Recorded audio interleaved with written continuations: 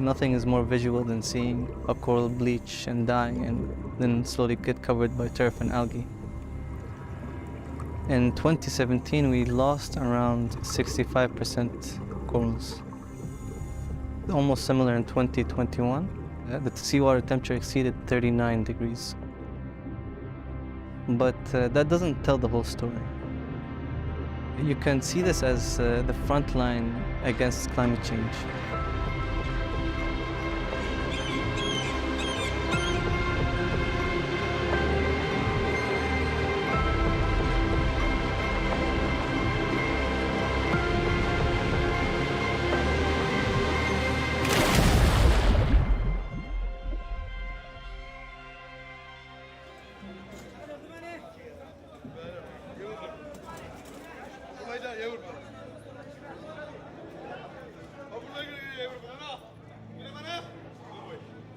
We've been monitoring Abu Dhabi's fish stocks for over 20 years as an agency.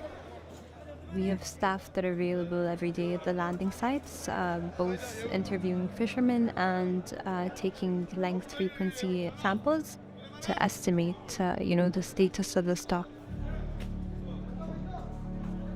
And in recent years, we noticed a very sharp decline in the Emirates fish stock.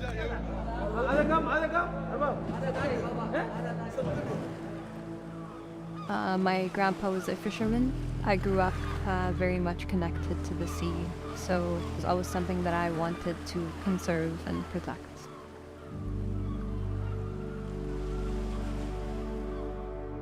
Before I joined the agency, I had an interest in fishing and fisheries because I'm a recreational fisherman. And when I started joining the agency, the bleaching event was occurring at the same time. What caused the mass bleaching event was high seawater temperature. And that brought to me to focus just how drastic it affected corals. The Arabian Sea is characterized by naturally high temperatures, high salinity, and relatively shallow waters. This makes corals here even more vulnerable to a changing climate. But the initiative aims to turn this heat into an opportunity. So the way we assess the corals, we lay down a transect on the reef and we take quadrat images using this with a still camera. And we take the images and we assess them back in the office. It can be an uphill battle sometimes, especially when we're dealing with things like mass bleaching or mass die-offs. And that motivates us to preserve the environment more than ever.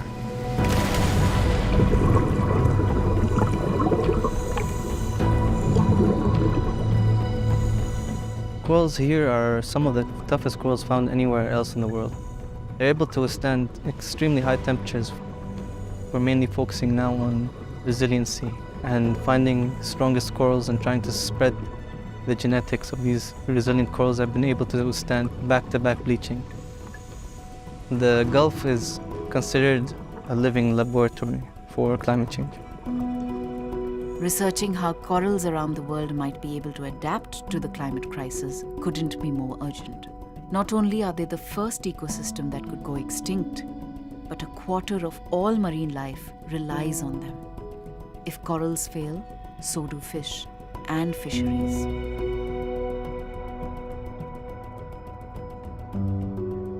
We're now at the fish lab, and this is where we study the biology of several fish species.